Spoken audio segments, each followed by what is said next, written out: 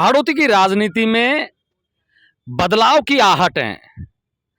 नरेश मीणा आज हमारे साथ हैं। मैंने ऐसा सुना है कि 20-25 साल बाद में राजनीति बदल जाती है, एक राजनीति का अंत होता है और दूसरी राजनीति शुरू हो जाती है। ऐसा देश के कई हिस्सों में देखने को मिला। हाड़ौती में भी कुछ ऐसा ही परिवर्तन होगा, इसकी आहट सुनाई देने लगी है। बातचीत करने के लिए आज हमारे साथ हैं हाड़ौती से नरेश मीणा। नरेश, मैं ये जानना चाह रहा हूं कि सबसे पहला सवाल, पूरा राजस्थान का युवा, जो लोग आपको पसंद करते हैं वो भी आपको सुनते हैं और जो ना पसंद करते हैं वो आपको बड़े चाव से सुनते हैं। मेरा सवाल ये है कि आप चुनाव कहां से लड़ेंगे? चुनाव में छबड़ा से लड़ूंगा। फिर ये झगड़ा जो आप प्रमोद जैन भाया से करके बैठे हो, उनका और आपका विधानसभा क्षेत्र अलग अलग है। लोग ये भी जानना चाहते हैं क्या झगड़ा है फिर ये? मैं जब से छबड़ा से चुनाव की तैयारी करने लगा हूं, हाड़ौती का हर व्यक्ति ये कहता है कि टिकट तभी मिलेगा जब प्रमोद जैन भाया के दरवाजे पे जाओ। उसकी चौखट पे जब तक आप ढोक नहीं लगाओगे तब तक आपको टिकट नहीं मिलेगा। दूसरा, लोग ये कहते थे कि अगर आप टिकट ले भी आए तो भी प्रमोद जैन भाया अगर आप उसकी सहमति से टिकट नहीं लाए तो वो आपको जीतने नहीं देगा। और इस तरह का, मैंने वहाँ पे जब ग्राउंड पे मैं घुमा तो इस तरह का वातावरण भी था कि प्रमोद जैन भाया अब तक ये करता आया है कि कांग्रेस में जो उससे सहमति बनाकर चले वो तो ठीक है, जो उसके चौखट पे नहीं जाए, जो उसकी दरी नहीं बिछाए, जो उसके नारे नहीं लगाए, उसका वहाँ कांग्रेस में कोई स्थान नहीं है, या फिर उसको कांग्रेस छोड़ के जाना पड़े। और ऐसा मैंने कई देखा है।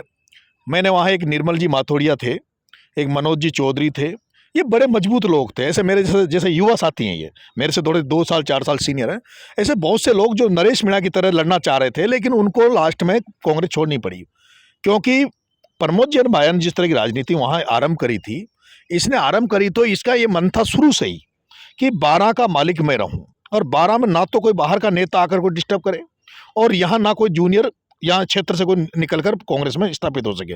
तो इसकी शुरुआत इसने एक बार असकली जी टाक, जो अल्पसंख्यक वर्ग से आते हैं, वो जब जनरल सेक्रेटरी थे राजस्थान कांग्रेस कमेटी के, तो वो वहाँ एक दौरे पे गए 12 में, जिनका इन्होंने मुंह काला करवा दिया था, कालिक पोत दी थी और उनको पिटवाया था।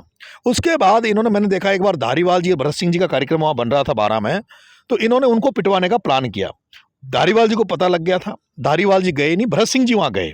तो जब भरत सिंह जी गए तो उनकी गाड़ी पे पत्थर फिकवाए, उनकी गाड़ी पे हमला करवाया और उनको काले झंडे दिखवाए। तो इसका कुल मिला के मकसद एक ही रहता था कि मैं हाड़ौती की राजनीति में कब्जा कैसे करूं। और अभी भी उसका ये चल रहा है कि वो ये कहता है कि भाई ऑटो टिकट मेरे कहने पे दोगे तो मैं जीतने दूंगा, नहीं तो नहीं जीतने दूंगा।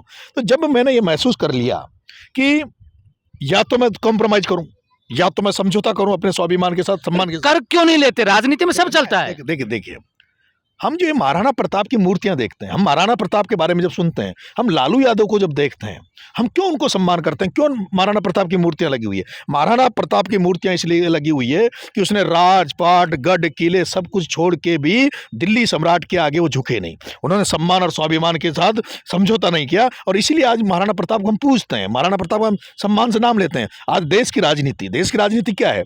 देश की राजनीति में अमित शाह और नरेंद्र मोदी, जो भारतीय जनता पार्टी केंद्र सरकार में बैठी है, वो जिस तरह ईडी, सीबीआई इनका दुरुपयोग करके जिस तरह से मुकदमे लगा के जेल भेज के लोगों को झुकाने का काम करते हैं, लेकिन उस कंडीशन में भी एक देश में एक नेता ऐसा भी है, लालू यादव, जिसने कॉम्प्रोमाइज नहीं किया, जिसने सम्मान और स्वाभिमान के साथ समझौता नहीं किया। आज अगर लालू यादव सम्मान और स्वाभिमान के साथ समझौता कर लेता मेरे भाई महेंद्र जी, तो वो जेल में नहीं होते, वो भी कहीं न कहीं गठबंधन में मंत्री होते, लेकिन वो जेल गए और कई महीनों तक मैंने देखा बेचारे उनके कई दिनों तक वो जेल रहे, लेकिन सम्मान के साथ, स्वाभिमान के साथ समझौता नहीं किया। इसलिए, लेकिन जिस दिन लालू यादव जी आज हमारे बीच में है, लेकिन वो रहेंगे नहीं रहेंगे, लेकिन लालू यादव का नाम अमर हो गया।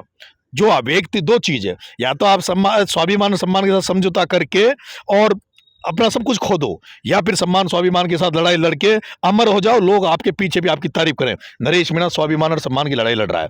मैं कभी भी किसी भी सूरत में, हाँ, अगर कोई बड़ा भाई बन के कोई पॉलिटिक्स में अगर मेरे को प्यार आशीर्वाद दे के अगर मुझे झुकाना चाहे तो मैं हर तरह से झुकने के लिए तैयार हूँ, उसके पैर पकड़ने के लिए तैयार हूँ।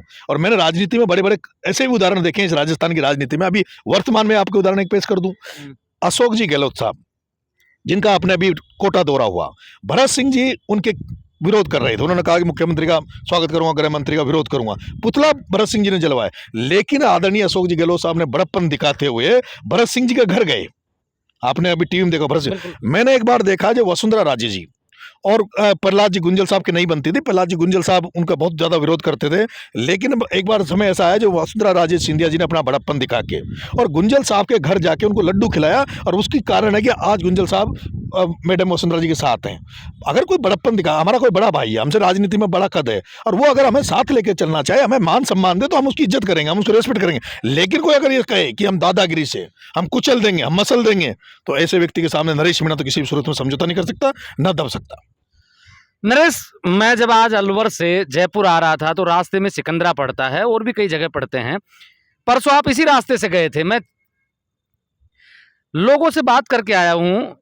सिकंदरा में आपका बड़ा स्वागत हुआ, जहां गुजर और मीणा बाहुल्य क्षेत्र है, और जो पीछे के रास्ते थे सब जगह ऐसा ही था, और मीणा बहुत कम थे, लेकिन आपका स्वागत बहुत लंबा चौड़ा हुआ। इतने पॉपुलर ये लोग कहां से कमाए आपने? देखो ऐसा है, मैंने राजस्थान विश्वविद्यालय की जो राजनीति चली, मेरी अभी तक छात्र राजनीति में रहा हूँ। छात्र राजनीति के अलावा मैंने आज दिन तक कोई चुनाव नहीं लड़ा है। मेरी पत्नी को एक बार जिला परिषद सदस्य मैंने बनवाया, मैं खुद कोई चुनाव नहीं लड़ा। लेकिन आज ये इस जो कृपा है, जो ये लोगों का आशीर्वाद है, जो स्वागत हो रहे हैं, इसमें मैं एक तो बहुत बड़ा योगदान मेरे नेता सचिन जी पायलट साहब का मानता हूँ। उनकी आज कृपा है मेरे पे, उनका आशीर्वाद है, जिसकी वजह से आदरणीय पायलट साहब के जो लाखों करोड़ों समर्थक हैं, उनका आशीर्वाद मुझे मिलता है। और मैं बहुत खुश होता हूँ कि मैं जगह जगह जब जाता हूँ, जैसा आपने बताया करीरी में गया तो सिकंदरा चौराया गुर्जर समाज की राजधानी है। वही सिकंदरा चौराया है जहाँ पे गुर्जर समाज में जब आंदोलन चला तो वही गोली चली, और वहाँ अपना बलिदान गुर्जर समाज के युवाओं ने वहाँ के आंदोलन में दिया। उस कुर्बानी स्थल पर मेरा गुर्जर समाज ने जिस तरह से स्वागत किया, वहाँ माली समाज ने स्वागत किया। आगे हम गए तो मानपुर में गुर्जर समाज ने मेरा स्वागत किया। तो मुझे खुशी होती है कि मेरे नेता की वजह से आज हमें इतना मान मिल रहा है, इतना सम्मान मिल रहा है। और यही तो होता है राजनीति में, कि आप एक ऐसे नेता को मान रहे हो जिसके फॉलोवर्स, जिसकी वजह से आपका मान भी मिल रहा है, सम्मान भी मिल रहा है, जिससे ये उम्मीद भी है कि हमें राजनीतिक तौर पे भी उनको विश्वास है ये कि उसके रहते हुए हमारे साथ कोई अन्याय राजनीति में नहीं होगा।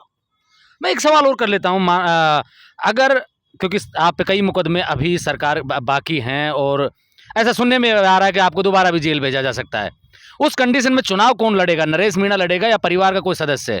देखो महेंद्र जी, आपने पहली बात तो वो जो मैं कह रहा हूँ, आपने कहा भाया से मेरी लड़ाई क्या है, मैं उसका एक वो बता देता हूँ।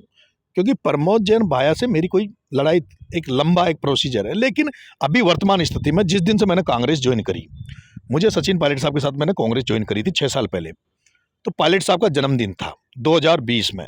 पायलट साहब के जन्मदिन पर सब युवाओं ने, कार्यकर्ताओं ने यह आह्वान किया था कि पायलट साहब के जन्मदिन पर हम रिकॉर्ड ब्लड डोनेशन का कैंप लगाएंगे।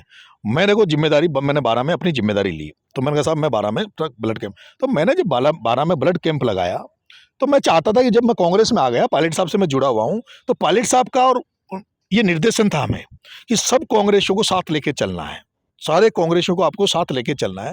तो मैंने जब 12 में शुरुआत करी, तो मैंने सबसे पहले प्रमोद जैन भाया, जो वहाँ के सबसे सीनियर लीडर थे हमारे, आज भी वहाँ सबसे सीनियर लीडर कांग्रेस में प्रमोद जैन भाया को माना जाता है, प्रमोद जैन भाया का मैंने मेन होल्डिंग पे फोटो लगाया। वहाँ जिला अध्यक्ष थे पानाचंद जी मेघवाल, उनका मैंने होल्डिंग पे फोटो लगाया, और फोटो ही नहीं लगाया, पूरे होल्डिंग पे फोटो उनका लगाया। मैंने उनको इन्वाइट करने के लिए, कि जब मैंने ब्लड डोनेशन कैंप रखा तो इन्वाइट करने के लिए मैं प्रमोद जैन भाया के घर गया, और घर जब मैं प्रमोद जैन भाया के घर गया, प्रमोद जैन भाया घर के अंदर था।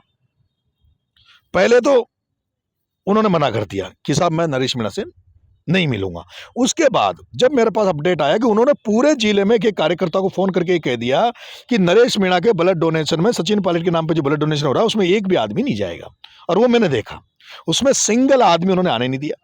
लेकिन मुझे जो चाहने वाले थे, पायलट साहब को जो चाहने वाले लोगों थे, और वो रिकॉर्डेड वहाँ ब्लड डोनेशन कैंप हुआ। ये बात शुरुआत वहाँ से हुई। पहल मैंने की, मैंने प्रमोद जैन भाया के घर गया, उनको निमंत्रण दिया, उनसे कहा कि भाई आप हमारे लीडर हो, और मैं खुद मिलकर चलना चाहता था। मैं चाहता था कि मैं प्रमोद जैन भाई से मिलकर चलूं, लेकिन उन्होंने वहां मेरा अपमान किया। घर गया तो मेरा घर पे अपमान किया, और उसके बाद मैंने आके मेरा कैंप बदल लिए। मेरा कैंप नहीं, रास्ते नहीं बदला, मैंने कैंप किया।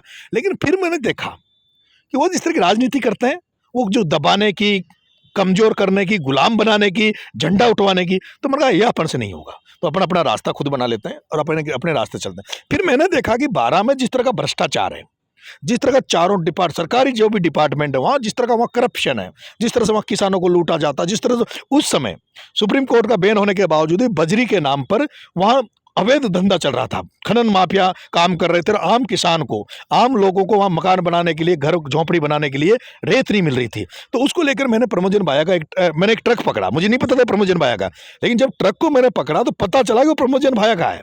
और जब आप ये देखो, मैंने उस लाइव ट्रक को पकड़ाया, सुप्रीम कोर्ट का बैन होने के बावजूद भी उस ट्रक पे कार्रवाई नहीं होती है और मुझे प्रमोद जैन भाया द्वारा मेरे ऊपर लाठीचार्ज करवाया जाता है, मुझे पिटवाया जाता है थाने में।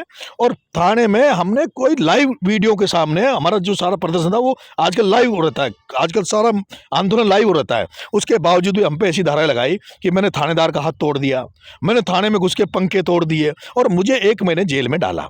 और डालने के बाद में मुझे जिस तरह से प्रताड़ित कर सकता था जेल में भी, वो उसने सारा करवाया। उसको लगा कि डर जाएगा, लेकिन मैं नहीं डरा। बाहर निकला, बाहर निकलने के बाद जब मैं बाहर निकला तो मुझे पता लगा कि उन्होंने पायलट साहब के आके पैर पकड़ लिए। मैंने आपको पहले भी कहा, पैर पकड़ लिए, फिर पायलट साहब के यहाँ से भी कहा भाई ये भी कांग्रेसी, वो भी कांग्रेसी। मैंने बीच में मैं चुप हो गया। मैं जब चुप हो गया तो मैं बिल्कुल चुप रहा, मैं एक शब्द नहीं बोला और मैं मेरा काम कर रहा। मेरा ये मन था भाई मैं पायलट साहब के साथ हूँ, मैं कांग्रेस का टिकट मांगूंगा, कांग्रेस में अपना भविष्य तलाश कर रहा था। लेकिन इस बीच में एक और घटना हुई कि हमारे यहाँ कोई झगड़ा, व्यक्तिगत मेरी पंचायत में एक झगड़ा हुआ। तो उस झगड़े में प्रमोद जैन भाया पानाचंद मेघवाल को लेके, वहाँ एक कल्याणमल जी मीणा एसपी थे, वहाँ उनके पास जा बैठे और कल्याणमल मीणा एसपी को ये कहा कि नरेश मीणा को 307, 394 कातिलाना हमले और डकैती के मुकदमे में इसको जेल में डाल दो। तो जब लाउड स्पीकर पे एसपी साहब ने जब थानेदार से पता किया तो पता चला कि थानेदार ने कहा कि साहब इसका कोई रोल ही नहीं है। तो फिर कहा कि 120 बी में डाल दो। तो जिस व्यक्ति को, जब मुझे मेरे नेता ने कहा भाई कुछ नहीं करना, कांग्रेस में रहना है, तो मैं जब इतना शांत बैठा था, घर बैठा था, उसके बाद मुझे फंसाने का षड्यंत्र किया और मकसद ये था कि इसको चुनाव तक जेल में डाल दो ताकि ये चुनाव नहीं लड़ पाए। उसके बाद भी चलो मैंने वो टाइम भी निकाला। अब जब मैं मेरी रेखा आके बढ़ा रहा हूँ, मैं कोई प्रमोद जैन भाया के खिलाफ नहीं हूँ, मैंने प्रमोद जैन भाया का कहीं बुराई नहीं की, मैं मेरी रेखा आगे बढ़ा रहा हूँ। मैंने होल्डिंग बैनर जब वहाँ छबड़ा में लगा दिए, मैं छबड़ा से चुनाव की तैयारी कर रहा हूँ, तो फिर प्रमोद जैन भाया को क्यों दिक्कत हो रही है, वो मेरे ऊपर क्यों मुकदमे लगा रहा है? मैं जब छबड़ा में किसानों के लिए आंदोलन करता हूं तो प्रमोद जैन भाया को तो ये सोचना चाहिए कि एक कांग्रेस का वर्कर है, कांग्रेस का कार्यकर्ता, वो किसानों की लड़ाई लड़ रहा है तो उसको तो मदद करनी चाहिए। उसको तो एसपी कलेक्टर को ये कहना चाहिए कि नरेश मीणा कांग्रेसी, इसकी मदद करो और इसकी बातों को मानो। लेकिन वो उल्टा रहा है, प्रशासन हमारी मांग नहीं मान रहा, उल्टा हम पर मुकदमे लगाए और मुकदमे लगाकर जेल भेजने का प्रयास किया। और ये सारी दुनिया जान रही है, ये सारे लोग देख रहे हैं कि किस तरह से एक महीने में 7 मुकदमे हम पे लग गए। 7 यूपी बिहार की राजनीति चल रही है। बिल्कुल बिल्कुल, जो नरेंद्र मोदी और अमित शाह जिस तरह से देश में राजनीति कर रहे हैं, वैसे हाड़ौती की राजनीति में प्रमोद जैन भाया कर रहा है कि मैं कुचल कर, मुकदमे लगाकर, जेल भेजकर, इस तरह से करा के और इनको प्रताड़ित करें। मेरा एक साथी कमल राठौड़ जो नगर पालिका का चेयरमैन कांग्रेस का था, कांग्रेस उसने विकास किया, उसको 14 मुकदमे लगा के एचएस खुलवा के उसको जेल में डाला और उसका परिणाम आज परिणति यह है कि वो लड़का कांग्रेस छोड़ के बीजेपी में चला गया। और अब जो ये कर रहा है, ये यही चाहता है कि मैं छोड़ के कांग्रेस चला जाऊं, लेकिन मैं कांग्रेस छोड़ने वाला नहीं हूं। मैं इससे लड़ाई लड़ रहा हूं, संघर्ष कर रहा हूं और ये कितनी भी बार मुकदमे भेद। अभी भी मैंने जो आपने कहा, अभी मेरे पास सूचना आई कि मेरे साथियों को गिरफ्तार करवाना चाहता है। मेरी इसकी औकात नहीं है, अब उसकी औकात नहीं, ना उसकी पुलिस की औकात है जो मुझे गिरफ्तार कर ले। वो ताकत दिखा, उसने 2 बार प्रयास कर लिया। एक बार मुझे 151 में बंद कराया, 151 में जब पकड़ा तो 5 थाने जलने वाले थे महेंद्र जी। ये राजस्थान सरकार, राजस्थान डीजीपी संभाल नहीं पाता हाड़ौती की स्थिति को। मैंने संभाला। मैंने एडिशनल एसपी जिनेंद्र जैन और एक सीओ था तेजपाल सिंह, उसकी जान मैंने बचाई। उनकी जान खतरे में आ गई थी, लोगों ने रोक लिया था, लाठी डंडा से उनको मारने वाले थे। मैंने कहा साहब मेरे को आप छोड़ो। मैंने अपील की, मेरे से पुलिस ने अपील डलाई कि आप संभालो। मैंने अपील की, मैंने शांति की अपील की। उसके बाद लोगों ने शांति से उस मूवमेंट को चलाया। इनको मजबूरी में होकर मेरे को 151 में छोड़ना पड़ा। लेकिन दुर्भाग्य ये है कि जब मैंने अपील की, मैंने शांति की अपील की, उसके बाद शांत होने के बाद इन्होंने ये सोच लिया, पुलिस ने, वो 12 के एसपी ने और 12 की पुलिस ने ये सोचा कि नहीं कुछ नहीं है, डर गया। उसके बाद फिर मुझे गिरफ्तार किया, जबकि मुझे 41A का नोटिस दिया था। 41A के नोटिस में सुप्रीम कोर्ट का सेम आदेश है, उसमें कोई गिरफ्तार नहीं कर सकता। लेकिन मुझे गिरफ्तार किया, जेल डाला और मुझे पता है 3 दिन बाद में ये मेरे को 2 महीने तक जेल में डालना चाह रहे थे। इनका मन था कि मैं चुनाव तक जेल से बाहर नहीं आऊं, लेकिन मेरे युवा साथियों ने, वहाँ के हाड़ौती के किसानों ने और पूरे राजस्थान से जो सपोर्ट मुझे मिला सोशल मीडिया के माध्यम से, जिन साथियों, उनकी देन है कि आज मैं जेल से बाहर हूँ। और अब ये क्या कर रहा है कि मुझे गिरफ्तार नहीं कर रहा। तो मैंने देखा कल इसने कमल राठौड़ को गिरफ्तार करवाने का प्रयास किया, वो बेचारा फरारी काट रहा है। एक मेरा साथी तेजस सुमन, जो तेजस सुमन जो माली लड़का है, उसके रात भर 200 पुलिस वाले उसके घर को घेर के बैठे रहे। आज की बात है, रात की। लेकिन सुबह माली समाज आया, उसके बाद वो फरारी काट रहा है। लेकिन मैं महेंद्र जी, मैं चुनाव में लड़ूंगा नहीं लड़ूंगा, मुझे कोई परवाह नहीं है। मुझे परवाह अगर कोई मेरा कार्यकर्ता, जिन लड़कों पे के मेरे वजह से मुकदमे लगे हैं, जिन युवा साथियों पे मेरी वजह से मुकदमे लगे हैं, उनकी जिम्मेदारी मेरी है। मेरा ये फर्ज बनता है मैं उनकी रक्षा करूं। अगर मेरा एक भी साथी गिरफ्तार होता है तो सबसे पहले नरेश मीणा वापस जा गिरफ्तारी देगा, चाहे मैं चुनाव तो छूटूं ही नहीं। रही बात आपने पूछा कि चुनाव का, तो अगर ये हो सकता है, इनका प्रयास चल रहा है, उसका ये प्रयास है कि मैं चुनाव नहीं लड़ूं। अगर मैं अगर चुनाव नहीं लड़ा तो मैं मेरी पत्नी को चुनाव लड़वाऊंगा छबड़ा से। और मैंने उस दिन भी कहा था कि हो सकता है मुझे चुनाव लड़ने में ये षड्यंत्र जिस तरह का कर रहे हैं, हो सकता है मुझे चुनाव नहीं लड़ने दे, तो मेरी पत्नी चुनाव लड़ेगी। टिकट मिलेगा तो भी, नहीं मिलेगा तो भी, लेकिन मेरी पत्नी को फिर निर्दलीय चुनाव लड़ाऊंगा छबड़ा से।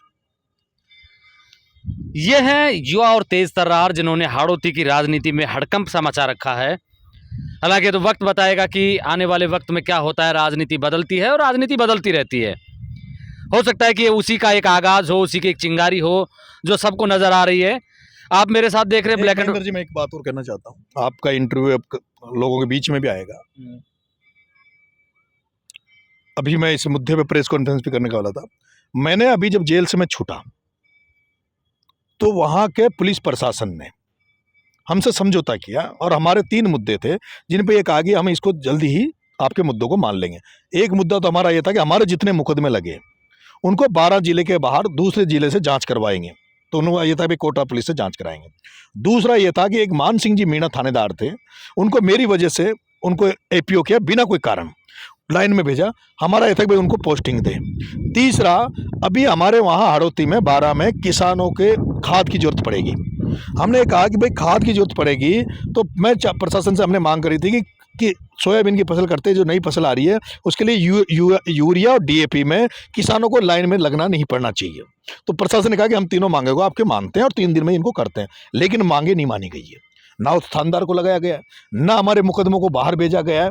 और मुझे लगता है कि ये किसानों को खाद भी समय पर नहीं देंगे, क्योंकि जिस तरह का प्रशासन बिहेव कर रहा है, प्रशासन ये चाह रहा है कि हम नरेश मीणा की कोई मांग पर कोई ध्यान नहीं दें। वो दबाना चाह रहे हैं, वो दबाना चाह रहे हैं और ये कहना चाह रहे हैं कि देख लो नरेश मीणा की मांगे हमने, जबकि सार्वजनिक तौर पे प्रशासन ने मांग की थी। और अंदर की बात मैं आपको बताऊं, वो जो डिप्टी राजेंद्र जी मीणा थे, जिनको इन्होंने बिचौलिया बनाया, हमारे और प्रशासन के बीच में बात करने वाला बनाया, उस राजेंद्र मीणा के साथ भी ऐसा कुठाराघात किया। जब शांति से सारा आंदोलन खत्म हो गया था, मांगे मान ली गई थी, हम घर जाने वाले थे, तो उसके बाद हमारे खिलाफ एडीशनल एसपी ने उस डिप्टी को बुला के कहा कि 307 3PDP में मुकदमा दर्ज करो, नरेश मीणा के पिताजी पे मुकदमा दर्ज करो, नरेश मीणा के ससुर पे मुकदमा दर्ज करो, और जितने भी लोग आए उन पे मुकदमा दर्ज करो। उस डिप्टी ने कहा राजेंद्र मीणा ने कि साहब मेरा जमीर गवाह नहीं देता, आप मुझे एपीओ कर दो, लेकिन मैं इन मुकदमा धाराओं में मुकदमा दर्ज नहीं करता, 307 नहीं बनती है, ये धाराएं नहीं बनती है। उसके बाद ये बेक हुए, लेकिन फिर भी मेरे पे 35 लोगों पे मुकदमा दर्ज इन्होंने कर लिया है। वो डिप्टी आज तबादला चाहता है। उस डिप्टी ने एप्लीकेशन भेजी कि साहब मुझे इस 12 जिले से हटा दो, यहाँ हम अपने कर्तव्य का पालन नहीं कर पा रहे हैं।